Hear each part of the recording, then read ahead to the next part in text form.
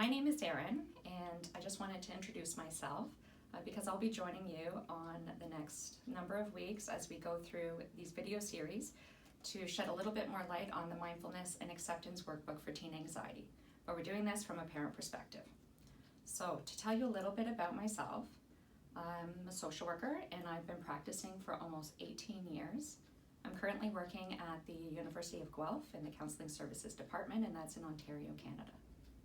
Predominantly, most of my experience has been with children, adolescents, young adults, and I've been working with over a decade with Mary and Sherry. That's where we met actually in one of the hospital programs, the Child and Adolescent Outpatient Program. I've had the privilege of getting to know Chris over the last couple of years as we've been working on some things, but my assumption is you know who they are already. They are, in fact, on the front of the workbook. You will notice that I am not on the workbook because I am not an author, but I do come with a bit of a different perspective, and that's the parent perspective.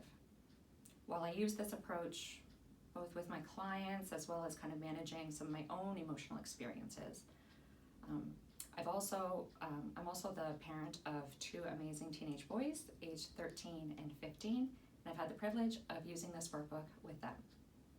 And it's a really cool experience. I'm really fortunate that my 13-year-old did allow me to kind of do this workbook with him, and that was really helpful to give us some shared language and such, but I know that's not always the case and they're not always that agreeable. So this video series is to give you a little glimpse as to what they might be working on, give you some exercises that you might be able to practice yourself, and then maybe give you some ideas about how you might support them as they move through the workbook.